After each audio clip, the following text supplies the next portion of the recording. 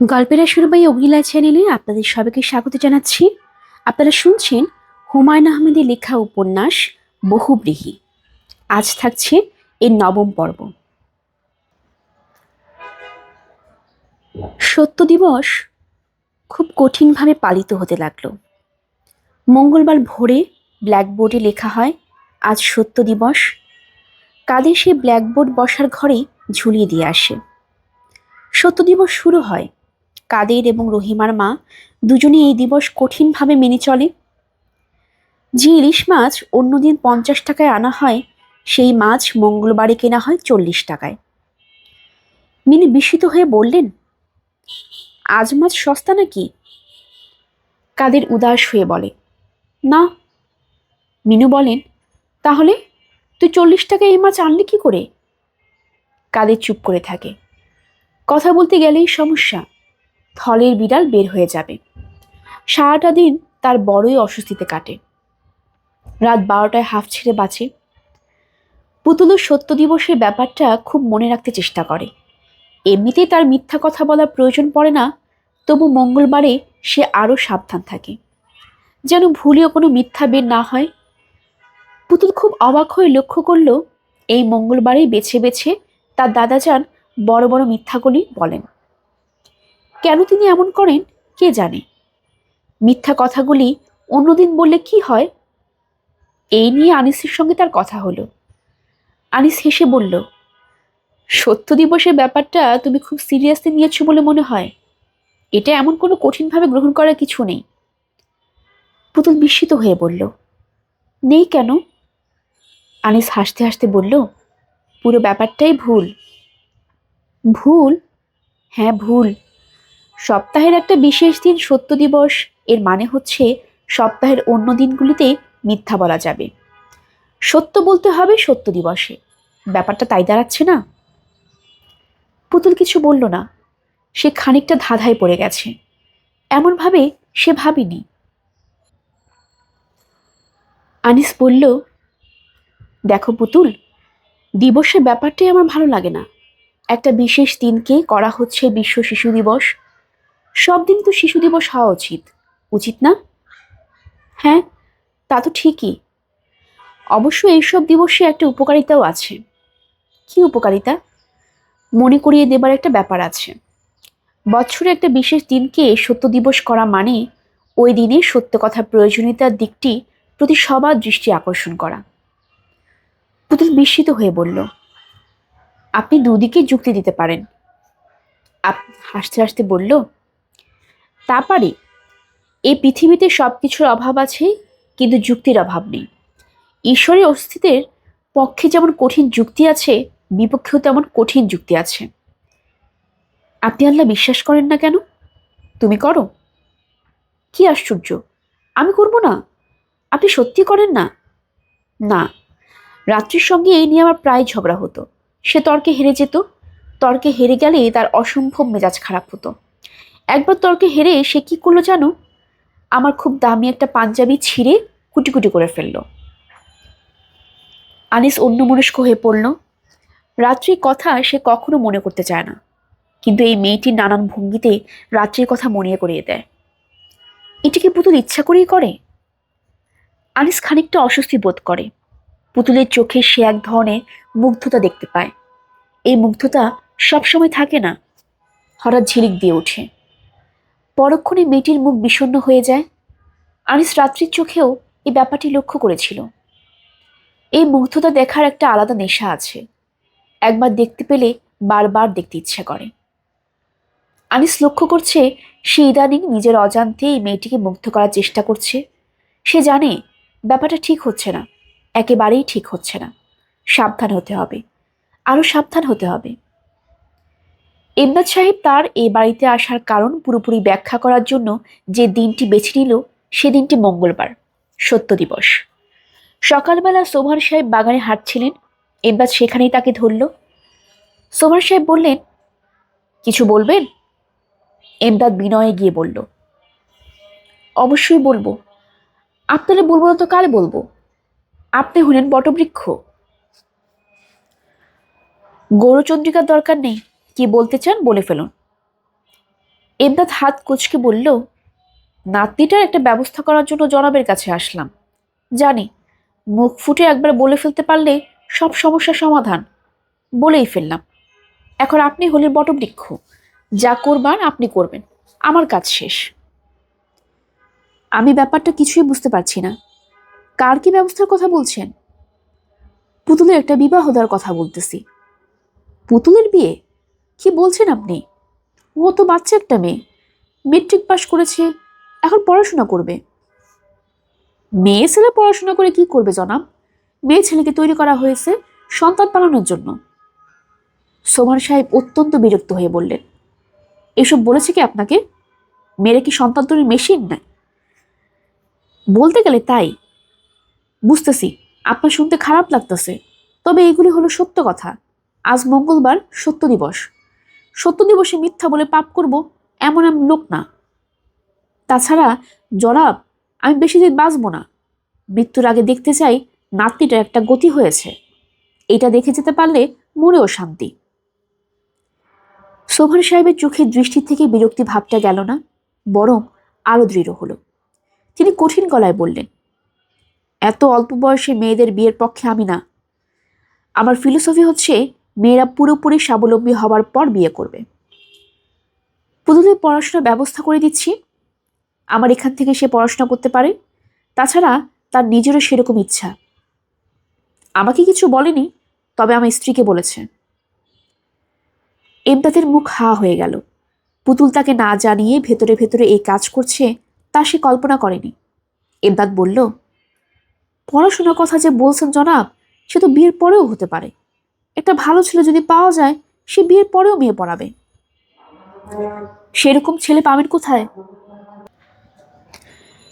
এমদাদ নিচু গলায় বলল, হাতের কাছে একজন আছে। আপনি মুখে একটা কথা বললে বিয়েটা হয়ে যায়, আমি নিশ্চিন্তে মরতে পারি। সে ছেলেকে? মনসুর, আমাদের ডাক্তার। ডাক্তার? জি। পুতুলের তার খুবই পছন্দ। সব সময় দেখি কুটুর কুটুর গল্প করে। তাই নাকি?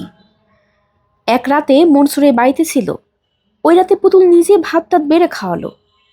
তার থেকে বুঝলাম পুতুলের নিজেরও ইচ্ছা আছে। এখন আপনি যদি শুধু একটু বলেন, তাহলে দুই হাত এক করতে দিতে পারি। কাকে আমি কি বলবো? মনসুরকে বলবেন। আমি বললেই হবে? অবশ্যই। আচ্ছা দেখি। তা তো দেখবেনই। আপনি না দেখলে কে দেখবে? আপনি হলেন বটবৃক্ষ। বটবৃক্ষ শব্দটা আমার সামনে দয়া করে আর উচ্চারণ করবেন না। জি আচ্ছা। তবে সত্য কথা না বলেই বা কি করি? আজ আবার মঙ্গলবার, সত্য দিবস। বটবৃক্ষকে বটবৃক্ষ না বললে মিথ্যাচার হয়। সোহান সাহেব কঠিন চোখে তাকালেন। সে দৃষ্টির সামনে এমদাদ চুপসে গেল। বটবৃক্ষ বিষয়টা নিয়ে আর আগানো ঠিক হবে না। তবে আজ কাজ মন্দ অগ্রসর হয়নি। আড়ি পেতে কিছু শোনার মতো মানসিকতা বিলুন নেই, তবে সে আড়ি পেতেছে। একে আড়ি পথে বলা ঠিক হচ্ছে না। সে আনিসের ঘরের বাইরে দরজায় পাশ ঘেঁষে দাঁড়িয়ে। ভেতরের কথা পরিষ্কার শোনা যাচ্ছে। আনিস তার পুত্র কন্যার সঙ্গে গল্প করছে। এমন কিছু গল্প নয়, তবু শুনতে চমৎকার লাগছে। রাত প্রায় 9টা। ওরা বাতি জ্বালায়নি। ঘর অন্ধকার করে গল্পের আসর জমিয়েছে। বিলুর ইচ্ছা করছে হঠাৎ ঘরে ঢুকে বলে, আমাকে দলে নিন আনিস সাহেব, আমিও গল্প শুনবো। তা বলা সম্ভব নয়। সবাইকে অনেক বিধিনিষেধ মেনে চলতে হয়। মনের অনেক ইচ্ছা মনে চেপে রাখতে হয়। বিলুতে যে টিচার ফিজিওলজি পড়ান, বিলু খুব ইচ্ছা করে কোনো একদিন তাকে বলতে, স্যার, আপনার পড়ানোর ধরন আমার খুব ভালো লাগে। আমি এই জীবনে আপনার মতো ভালো টিচার পাইনি, পাবো বলেও মনে হয় না। এমন কিছু কথা না যা একজন সম্মানিত শিক্ষককে বলা যায় না। অবশ্যই বলা যায়। বিলু একদিন সে কথাগুলি বলার জন্য স্যারের ঘরে ভয়ে ভয়ে ঢুকতেই স্যার বাঘের মতো গর্জন করে উঠলেন। কি চাই? বিলু থতমত খেয়ে বলল, কিছু না স্যার। এইবার তিনি গর্জন করলেন সিংহের মতো। কিছু না? তাহলে বিরক্ত করছো কেন? Get out. বিলু কেঁদে ফেলেছিল। কি অসম্ভব লজ্জা! গেট আউট বলে তাকে ঘর থেকে বের করে দেওয়া। ছি ছি। বিলুর মনে হচ্ছে আজ যদি সে আনিস সাহেবের ঘরে ঢুকে বলে আপনাদের মজার মজার গল্পে অংশ নিতে এসেছি, তাহলে তিনি হয়তো শুকনো গলায় বলবেন, আপনি কিছু মনে করবেন না, এখন আমাদের পারিবারিক সেশন চলছে, বাইরের কেউ আসতে পারবে না, নিয়ম নেই। আবারও বিলের চোখে পানি আসবে। ইনি অবশ্য স্যারের মতো গেট আউট বলবে না। হেসে উঠেছিল বলে তিনি চড়মারা ভঙ্গি করে মেয়েটির দিকে এগিয়ে গিয়েছিলেন। সেই মেয়ে ভয়ে অস্থির, ঠকঠক করে কাঁপছে। ভাগ্য ভালো স্যার সেদিন নিজেকে সামনে নিলেন। চাপা গলায় বললেন, কামিজ পরিহিতা সুদর্শন তরুণী, তোমার কি ধারণা আমি একজন গোপাল ভাঁড়? আমি তোমার সঙ্গে ভাড়ামি করছি? খবরদার, আর যেন হাসতে না দেখি। আরেকবার হাসলে শাঁসি দিয়ে টেনে তোমার উপরে পাটে একটা দাঁত তুলে ফেলবো। Without anaesthesia. এনেস্থেশিয়া দেওয়া হবে না। আনিস সাহেবকে দেখলেই বিলুর ওই স্যারের কথা মনে পড়ে। কেন পড়ে বিলু ঠিক জানে না। দুজনের মধ্যে কোনো মিল নেই, তবু যেন কি একটা মিল আছে। বিলু ছোট্ট নিঃশ্বাস ফেলে দরজায় হেলান দিয়ে দাঁড়ালো। আনিস সাহেব বলছেন, আচ্ছা, এখন তোমরা বলো তো, কোন প্রাণী অন্ধকারে সবচেয়ে ভালো দেখতে পায়? নিশা বলল, অন্ধকারে শুধু বিড়াল দেখতে পায়। টগর বলল, বাদুড় এবং প্যাঁচা দেখতে পায়। এইসব প্রাণীদের মধ্যে সবচেয়ে ভালো কে দেখতে পায়? জানি না বাবা। প্রশ্ন করলে চট করে জানি না বলা ঠিক না টগর। অনেকক্ষণ প্রশ্নটা নিয়ে ভাববে, তারপরেও যদি না পারো তাহলে বলবে বলতে পারছি না। নিশা বলল, আমার মনে হয় অন্ধকারে সবচেয়ে ভালো দেখতে পায় বিড়াল। আমারটা হয়েছে বাবা? না, হয়নি। অন্ধকারে সবচেয়ে ভালো দেখতে পায় মানুষ, কারণ সে অন্ধকারে বাতি জ্বালানোর কৌশল জানে। অন্য কোনো প্রাণী তা জানে না, কাজেই মানুষ অন্ধকারে সবচেয়ে ভালো দেখতে পায়। টগর বলল, জোনাকি পোকাও তো অন্ধকারে বাতি জ্বালাতে পারে। আনিস একটু হকচকিয়ে গেল। টগরের এই উত্তর সে আশা করেনি। আনিস বলল, জোনাকি বাতি জ্বালাতে পারে তা ঠিক, শুধু জোনাকি না, অন্ধকারের সমুদ্রের অনেক মাছ, যেমন ইলেকট্রিক ইল, বাতি জ্বালাতে পারে। কিন্তু এই বাতি প্রকৃতি তার শরীরে দিয়ে দিয়েছে। অন্ধকার হলে আপনাতে জ্বলে ওঠে। প্রকৃতি মানুষের শরীরে এমন কিছু দিয়ে দেয়নি। বাতি জ্বালানো কৌশল মানুষকে বুদ্ধি করে বের করতে হয়েছে। জোনাকি পোকা এবং ইল মাছের সঙ্গে এইখানেই মানুষের তফাৎ। নিশা বলল, প্রকৃতি কি বাবা? আনিস আবার হকচকিয়ে গেল। প্রকৃতি কি, তার উত্তর তিনভাবে দেওয়া যায়, আস্তিকের দৃষ্টিকোণ থেকে, নাস্তিকের দৃষ্টিকোণ থেকে এবং এসকেপিস্টের দৃষ্টিকোণ থেকে। সে কোনটা দেবে, কোনটা দেওয়া উচিত? আনিস বলল, গল্পগুজব আজকের মতো শেষ। বাবারা, এবার ঘুমোতে যাবার পর্ব। আমি 1 থেকে 20 পর্যন্ত গুনবো। এর মধ্যে তোমরা পানি খেয়ে বাথরুম পর্ব শেষ করে ঘুমোতে যাবে। 1, 2, 3, 4, 5, 6। বিলু নিঃশব্দে নিচে নেমে এলো। পথে পুতুলের সঙ্গে দেখা। সে ট্রেতে করে চা বিস্কিট নিয়ে উপরে উঠছে। আনিসের চা। মনে হচ্ছে আনিসের সঙ্গে এই মেয়েটির এক ধরনের সহজ সম্পর্ক স্থাপিত হয়েছে। প্রায় সে উপরে চা নিয়ে আসে। সহজ সম্পর্কে আড়ালে অন্য কিছু নেই তো? বিপত্তিক তৃষিত এই পুরুষ, যৌবনের দুয়ারে এসে দাঁড়ানো সরলা একজন তরুণী, প্রকৃতিকেই তার নিজস্ব নিয়মে এদের কাছাকাছি নিয়ে আসবে না? পুতুল। জি আপা। আনিস সাহেবের জন্য চা নিয়ে যাচ্ছ বুঝি? জি। আপনি আমার কিছু বলবেন আফা? না, কিছু বলবো না, তুমি যাও। বিলু মুখে বলেছে কিছু বলবে না, কিন্তু তার মন চাচ্ছে অনেক সময় নিয়ে পুতুলকে সে গুছিয়ে নারী পুরুষ সম্পর্কে জটিলতার কথাগুলি বলবে। এই জটিলতা ভয়াবহ জটিলতা। মানুষ তার সবটা জানে না, কিছুটা জানে। ভালোবাসার মূল কারণগুলির মধ্যে একটি হচ্ছে শরীর। ভালোবাসার শরীর ছাড়াও অনেক কিছু আছে। সে অনেক কিছু কি কেউ কি জানে? আচ্ছা, আনিস সাহেব নিজে কি জানেন? তাকে দেখে তো মনে হয় তিনি অনেক কিছু জানেন, অনেক কিছু নিয়ে ভাবেন। এইসব নিয়ে নিশ্চয়ই ভেবেছেন। একদিন হুট করে জিজ্ঞেস করে ফেললেই হয়। বিলু একতলায় নেমে অন্যমনস্ক ভঙ্গিতে খানিকক্ষণ হাঁটল। তার মন বেশ খারাপ হয়েছে, কোনো কিছুতেই মন বসছে না। ফরিদের ঘরে আলো জ্বলছে, বিলু মামার ঘরে উকি দিল। মেঝেতে কাদের গালে হাত দিয়ে বসে আছে, ফরিদ শুয়ে আছে বিছানায়। দুজনকেই খুব চিন্তাময় মনে হচ্ছে। বিলু বলল, কি হয়েছে মামা? কিছু হয়নি।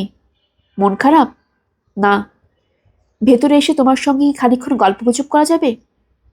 ইচ্ছা করলে যাবে। বিলু ঘরে ঢুকতে ঢুকতে বলল, আচ্ছা মামা, তোমার কেমন বুদ্ধি? একটা ধাঁধার জবাব দাও তো। বলো তো, প্রাণীদের মধ্যে কোন প্রাণী অন্ধকারে সবচেয়ে ভালো দেখতে পায়? ফরিদ অত্যন্ত বিরক্ত হয়ে বলল, মানুষ। আর কে? অন্ধকারে মানুষ ফস করে একটা টর্চ জাল জ্বেলে দেয়। এইসব লো লেভেল ইন্টেলিজেন্সের কথা আমার সঙ্গে একেবারেই বলবে না। তুমি এত রাগ কেন মামা? রাগ না, মনটা খারাপ। বাবা আবার কিছু বলেছে? হ্যাঁ। কি বলেছে? কি হবে এইসব শুনে? বলো না শুনি। ফরিদ কিছু বলল না। কাদের ফোঁস করে একটা দীর্ঘ নিঃশ্বাস ফেলল। বিলু বলল, বাবাকে অন্যায় কিছু বলেছেন? অন্যায় তো বটেই। দুলাভাই আমার বুদ্ধিবৃত্তি সম্পর্কে অতি কুৎসিত মন্তব্য করেছেন। দুলাভাই বলেছেন, আমার মাথার ব্রেইন বলে কিছুই নেই। ব্রেনের বদলে আমার মাথায় আছে শুধু ডাবের পানি। শুনে আমার মনটাই খারাপ হয়ে গেল। একটা লোক যদি কন্টিনিউয়াসলি বলতে থাকে আমার মাথায় কিছুই নেই, তখন কেমন লাগে বলতো? তারপরেও কথা আছে, আমার মাথায় কিছু নেই ভালো কথা, তাই বলে ডাবের পানি থাকবে কেন? এটা তো অত্যন্ত অপমানসূচক কথা। ডাবের পানি বলা যত মাইন্ড করেছি, মাথা ভর্তি গোবর বললে এত মাইন্ড করতাম না। বিলু হেসে ফেলল। ফরিদ ক্ষিপ্ত গলায় বলল, হাসছিস কেন? একজন ভাবছে আমি একটা ডাব, এর মধ্যে হাসি তামাশার কি আছে? নাকি তোরও ধারণা আমি একটা ডাব? বিলু লজ্জিত গলায় বলল, সরি মামা। দুই অক্ষরে একটা শব্দ সরি বললেই সব সমস্যার সমাধান? তুই ভাবিস কি আমাকে? মামা, তুমি শুধু শুধু রাগ করছো। তোমাকে আমি খুবই পছন্দ করি, এবং তুমি নিজেও তা ভালো করেই জানো। পছন্দ করিস আর না করিস, কাল ভোর থেকে তোরা কেউ আমাকে দেখবি না। আমি পথে নেমে যাচ্ছি। পথে নেমে যাচ্ছি মানে? রাস্তায় রাস্তায় ঘুরবো। বাড়িতে বসে এই অপমান সহ্য করব না। যথেষ্ট সহ্য করেছি। মানুষের সহ্য শক্তির একটা সীমা আছে, এই সীমা অতিক্রম করা হয়েছে। দেয়ালে আমার টিক ঠেকে গেছে বিলু। কাঁধে দীর্ঘ নিঃশ্বাস ফেলে বলল, অখন দেওয়ালে ভাইঙ্গা বাইর হনসার আর উপায় নাই আফা। তুইও যাচ্ছিস নাকি? হুঁ, মামারে একলা সারি কেমনে? ভালো, যা কিছুদিন বাইরে থেকে আয়। ফরিদ পাশ ফিরে শুতে শুতে বলল, এই রাতে এই বাড়িতে আমার শেষ রাত, দ্য লাস্ট নাইট। ফরিদের কথার কোনো গুরুত্ব এ বাড়িতে কেউ দেয় না, বিলিও দিল না। কিন্তু পরদিন ভোরবেলা সত্যি সত্যি দেখা গেল ফরিদ এবং কাদের কাঁধে শান্তিনিকেতনী ব্যাগ ঝুলিয়ে ঘর থেকে বেরোচ্ছে।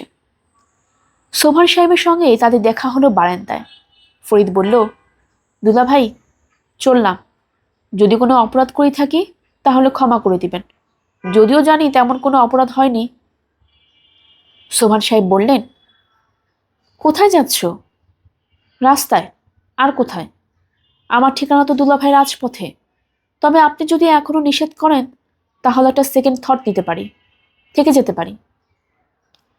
সোভান সাহেব অত্যন্ত বিরক্ত হয়ে বললেন, তোমাকে যেতে নিষেধ করবো কেন? আমি নিজেই তো তোমাকে যেতে বলেছি। তাহলে যাচ্ছি দুলাভাই। আচ্ছা, খোদা হাফেজ। খোদা হাফেজ। সুন্দর সকাল, তাই না দুলাভাই? হ্যাঁ, সুন্দর সকাল। তাহলে রওনা দিচ্ছি। আচ্ছা। কাদের বলল, বাম পাটা আগে ফেলেন মামা। চিরজন্মের মতো বাইর হইতে হইলে বাম পা আগে ফেলতে হয়। ফরিদ বা পা আগে ফেলল। কুহু কুহু করে একটা কোকিল ডাকছে। এই বাড়ির বাগানে একটা পাগলা কোকিল আছে, বসন্তকাল ছাড়া অন্য সব সময় সে ডাকে। কোকিলের ডাকের কারণেই কিনা জানে না, ফরিদের বুক হু হু করতে লাগলো। তার মনে হলো মানুষ হয়ে জন্মগ্রহণ করাটা উচিত হয়নি, তার উচিত ছিল পাখি হয়ে জন্মানো। সেই সব পাখি যারা ঘর বাঁধতে পারে না, যেমন কোকিল। তাহলে ঘর ছাড়া কষ্টটা পেতে হতো না। যার ঘর নেই তার ঘর ছাড়া কষ্টও নেই। পাগলা কোকিল ক্রমাগত ডেকে যাচ্ছে কুহু কুহু। 8 ঘন্টার মতো হয়েছে। দুজন হাঁটছে সমান তালে। একসময় কাদের শুকনো গলায় বলল, আমরা যাইতেছি কই? ফরিদ থমকে দাঁড়িয়ে বিস্মিত গলায় বলল, কি অদ্ভুত কোইন্সিডেন্স। আমি ঠিকই এই মুহূর্তে কথাটাই তোকে জিজ্ঞেস করবো বলে ভেবেছিলাম। আমার এসে গেলে কয় দা কি? আমি হইলাম একটা চাকর মানুষ। এই কথা ভুলে যা কাদের। এখন আমরা দুজনই সমান। তুই যা, আমিও তা। দুজনই পথের মানুষ। রাজপথ আমাদের দুজনকে এক কাতারে নিয়ে এসেছে। জ্ঞানের কথা এখন আর ভাল লাগতেছে না মামা। খিদে চাপছে।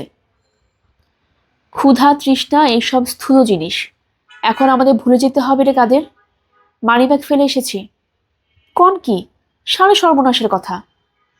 অবশ্য নিয়ে এলেও কোনো ইতর বিশেষ হতো না। মানিব্যাগে টাকা ছিল না। তোর কাছে কিছু আছে? কাদের জবাব দিল না। সে একেবারে খালি হাতে আসেনি। তবে সেই কথা মামাকে বলা উচিত হবে কিনা বুঝতে পারছে না। ফরিদ বলল, তোর ভাবভঙ্গি দেখে মনে হচ্ছে খালি হাতে আসিসনি। That's very good. আয়, আপাতত চা খাওয়া যাক। চা খায় টাকা নষ্ট করতে সার্থকতা কি মামা? চা খেতে খেতে ঠান্ডা মাথায় পরিস্থিতি পর্যালোচনা করব। ভবিষ্যৎ সম্পর্কে একটা পরিকল্পনা করা প্রয়োজন। রাতে কোথায় ঘুমাবো এ নিয়েও ভাবতে হবে। চলেন ফেরত যাই।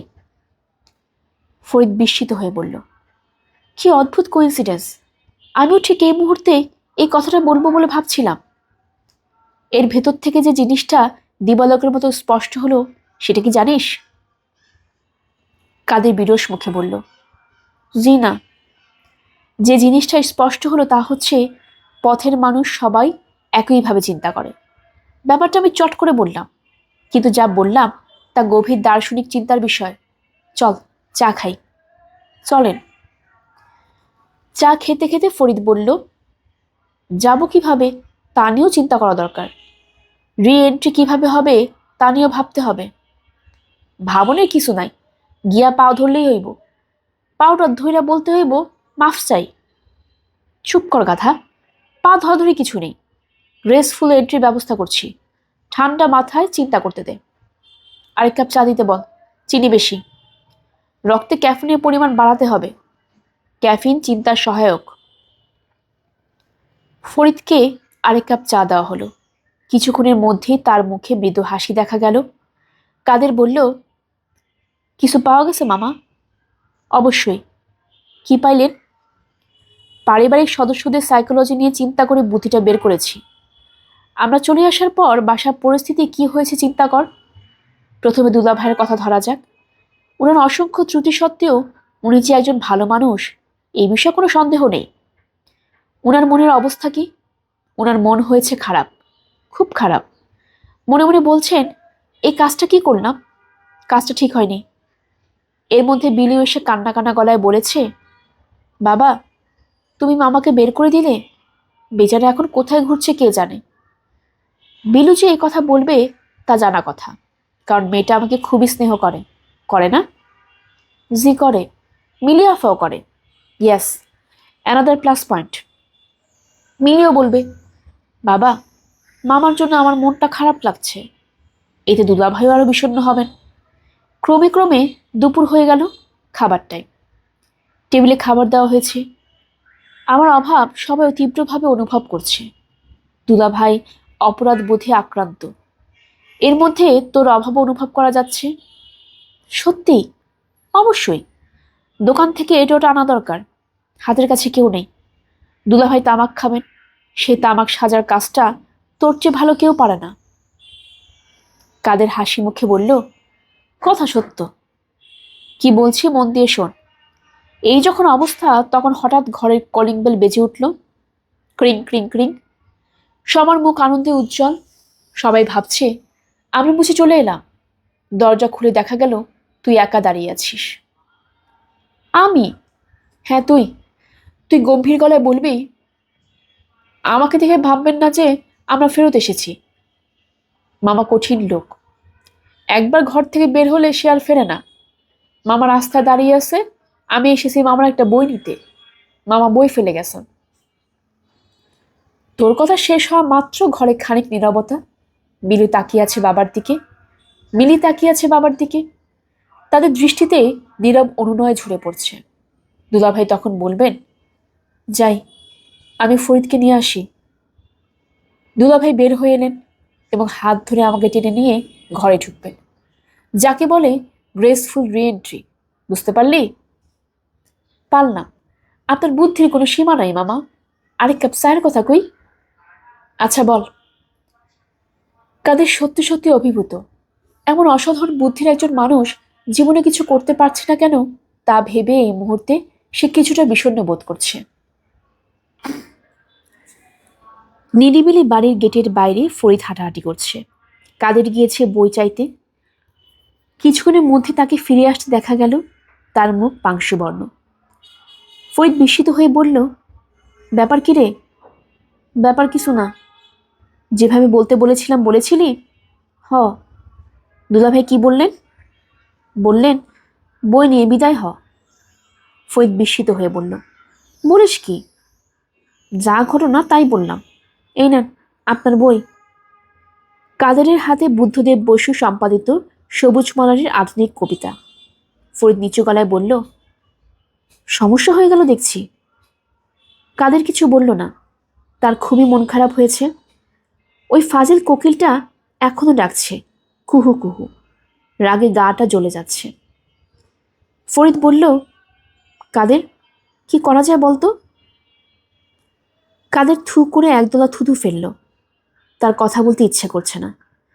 দুপুর এবং রাত এই দুই বেলা খাবারের টাকা কি তোর কাছে আছে? আছে। তাহলে খামাখা তো দুশ্চিন্তা করছি কেন? রাতটাকে পার করি, তারপর ঠান্ডা মাথায় ভেবে চিনতে কোনো পরিকল্পনা বের করতে হবে। আমি এই মুহূর্তে কোনো সমস্যা দেখছি না। সমস্যা দেখা দিল রাতে। কোনো সস্তা দরে হোটেলে রাতটা কাটানো যায়, কিন্তু কাদের টাকা খরচ করতে চাচ্ছে না। কতদিন বাইরে বাইরে ঘুরতে হবে কে জানে। হাতে কিছু থাকা দরকার। মামার উপর এখন সে আর বিশেষ ভরসা করতে পারছে না। এখন মনে হচ্ছে তার বুদ্ধিটাই ভালো ছিল। পায়ের উপর পড়ে যাওয়া এবং কান্না কান্না গলায় বললা, মাফ করে দেন। ঠিক হলো রাত কাটানো হবে কমলাপুর রেল স্টেশনে। খবরের কাগজ বিছিয়ে তার উপর শুয়ে থাকা এমন কোনো কঠিন ব্যাপার না। তবে মশা একটা বড় ধরনের সমস্যা হিসেবে দেখা দিতে পারে। পারে বলাটা ঠিক হবে না, ইতিমধ্যে দেখা দিয়েছে। চারিদিকে মশা। স্ত্রী মশারই কেবল মানুষের রক্ত খায়। কাজেই ধরে নিতে হবে যে মশাগুলি তাকে কামড়াচ্ছে তারা স্ত্রী জাতিভুক্ত। এদের প্রত্যেকেই বেশ স্বাস্থ্যবতী মনে হচ্ছে। ফরিদের ধারণা ইতিমধ্যে তার শরীর থেকে কোয়ার্টার কেজির মতো রক্ত পাচার হয়ে গেছে। কাদের? জি মামা। মশার হাত থেকে বাঁচার জন্য একটা বুদ্ধি বের করেছি রে। কাদের? কাদের কিছু বলল না। সে অত্যন্ত বিমর্ষ বোধ করছে। মামার কোনো বুদ্ধির উপরই সে এখন আস্থা রাখতে পারছে না। ফরিদ উৎসাহের সঙ্গে বলল, আমরা কি করব জানিস? আমরা মশাদের টাইম দেব। আমরা শোবো এমন জায়গায় যেখানে অনেক লোকজন শুয়ে আছে, কিন্তু এখন শোবো না। এখন শুধু হাঁটাহাঁটি করব। ধর রাত 1টা পর্যন্ত। ইতিমধ্যে মশারা তাদের প্রয়োজনীয় রক্ত অন্যদের কাছ থেকে সংগ্রহ করে রাখবে। আমরা যখন ঘুমোতে আসবো তখন তাদের ডিনারের পর্ব শেষ। বুঝতে পারলি ব্যাপারটা? পারছি। সবই বুদ্ধির খেলা, বুঝলি? সব সমস্যার সমাধান হচ্ছে মাথায়। মশার সমস্যা কি সহজ সমাধান করে দিলাম দেখলি? দেখলাম। তোর মনটা মনে হচ্ছে খারাপ। ঘরে বিছানা মশারি বালিশ থুইয়া মাটির মধ্যে ঘুম। কিন্তু স্টেশনে গণমানুষের সঙ্গে শুয়ে থাকারও তো একটা আনন্দ আছে। ওদের কাতারে চলে আসতে পারছি, এটা কি কম কথা? হ্যাভ নটস দেয়ার, চোখের সামনে দেখতে পাচ্ছি। আশ্রয়হীনদের দুর্দশা দেখছি, ওদের সুখ দুঃখে অংশ নিচ্ছি, এটাও তো কম না। মামা চুপ করেন তো। তোর মেজাজ মনে হচ্ছে অতিরিক্ত খারাপ। এটা তো ভালো কথা না। জীবনকে দেখতে হবে, জানতে হবে। এদের নিয়ে আমি একটা ছবি করব বলে ভাবছি। ছবির নাম তাহারা। ছিন্নমূল মানুষদের ছবি। ওপেনিং শট থাকবে একটা শিশুর মুখ। ও কি, চলে যাচ্ছিস কেন?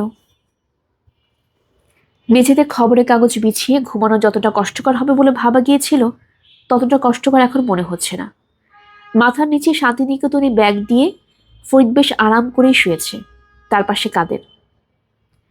কাদের ঘুমিয়ে পড়েছে। ফরিদের ঘুম আসছে না। সে চোখের উপর কবিতার বইটা ধরে রেখেছে। কবিতা পড়তে পড়তে নেহাইতে মন্দ লাগছে না। ফরিদের মাথার কাছে এক বুড়ো শুয়েছে। সে স্টেশনে ভিক্ষা করে। সেও ফরিদের মতোই জেগে আছে। একসময় বলল, ভাইজান কি পড়েন? ফরিদ বলল, কবিতা। একটু জোর দিয়ে পড়েন, আমিও শুনি। আপনার সম্ভবত ভালো লাগবে না। লাগবো, ভালো লাগবো। ভালো লাগলে শুনুন। এই কবিতাটা প্রেমেন্দ্র মিত্রের লেখা। হিন্দু? জি হিন্দু। মালা অনেক কবিতা কি ভালো হইব? আচ্ছা পড়েন। কবিতার নাম কাক ডাকে। খা খা রোদ, নিস্তব্ধ দুপুর, আকাশ উপর করে ঢেলে দেওয়া অসীম শূন্যতা, পৃথিবীর মধ্যে আর মনে তারই মাঝে শুনি ডাকে। শুষ্ক কণ্ঠ কা কা, গান নয়, সুর নয়, প্রেম হিংসা ক্ষুধা কিছু নয়, সীমাহীন শূন্যতার শব্দমূর্তি শুধু। কবিতা পড়তে পড়তেই ফরিদ ঘুমিয়ে পড়ল। কবিতা পাঠের কারণেই হোক কিংবা সারাদিনের পরিশ্রমের কারণেই হোক, খুব ভালো ঘুম হলো, যাকে বলে এক ঘুমে রাত কাবার। ঘুম ভাঙল কাদেরের চিৎকারে, সর্বনাশ হয়েছে মামা, উঠেন। ফরিদ উঠল। তেমন কোনো সর্বনাশী ইশারা সে দেখল না। কাদের চাপা গলায় বলল, সোর ব্যাবাক সাফা করে দিছে। সাফা করে দিয়েছে মানে? ভালো করে নজর দিয়ে দেখেন মামা। আরে তাই তো, ফরিদের শান্তিনিকেতনে ব্যাগ কই?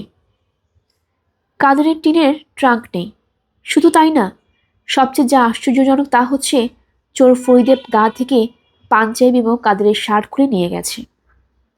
এই বিস্ময়কর কাজ চোর কি করে করলো কে জানে। অত্যন্ত প্রতিভাবান চোর, এটা মানতেই হবে। ফরিদ বলল, ভালো হাতের কাজ দেখিয়েছে রে কাদের, আই এম ইমপ্রেসড। কাদের শুকনো স্বরে বলল, অল্পের জন্য ইজ্জত রক্ষা হয়েছে মামা। টান দিয়ে যদি লুঙ্গি লয়ে যাইত, তাহলে উপায়টা কি হতো চিন্তা করেন। ফরিদ শিউরে উঠল। এই সম্ভাবনা তার মাথায় আসেনি। সে ক্ষীণ স্বরে বলল, আমার পরনে প্যান্ট, বেটা নিশ্চয়ই প্যান্ট নিতে পারতো না। কি বলিস কাদের? যে শার্ট খুলে নিতে পারে সে প্যান্টও খুলতে পারে। তাও তো ঠিক। মাই গড, আমার তো চিন্তা করে গা ঘাম দিচ্ছে। কি করা যায় বলতো?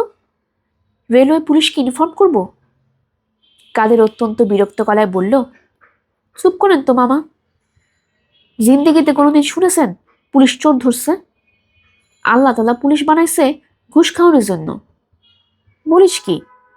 দেশ থেকে পুলিশ তুলে দিলে চুরি ডাকাতি অর্ধেক কেমে যাব। গরিব একটা কথা কইছে, কথাটা চিন্তা করে দেখবেন। চোর সব নিয়ে গেছে, তবে কবিতার বই ফেলে গেছে। ফরিদ কবিতার বই হাতে নিল।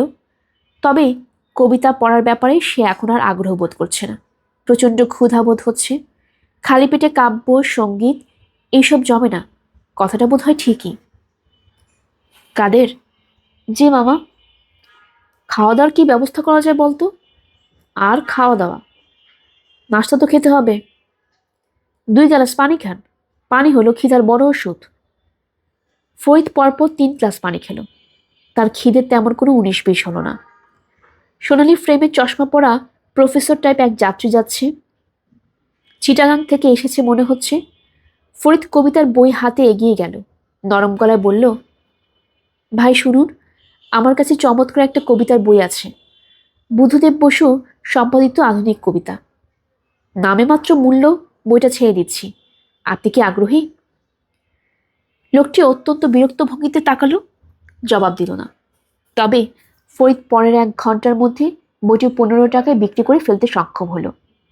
বইটি কিনেছে কালো চশমা পরা রূপবতী একজন তরুণী। কাঁধে তার হ্যান্ডব্যাগ এগিয়ে দিয়েও 5 টাকা পেল। গল্পের আসর বা অগ্নিলা চ্যানেলে আপনারা শুনছিলেন হুমায়ুন আহমেদের লেখা উপন্যাস বহুব্রীহি থেকে। আজ ছিল এর 9ম পর্ব। আমাদের গল্প পাঠ আপনাদের সবার কাছে ভালো লেগে থাকলে কাইন্ডলি সাবস্ক্রাইব করবেন। নতুন যারা আছেন তারাও স্ক্রল করে আমাদের চ্যানেলের অন্যান্য গল্পগুলি পড়ে শুনবেন। আশা করছি আপনাদের সবার কাছে ভালো লাগবে। সবাই ভালো থাকবে। ধন্যবাদ।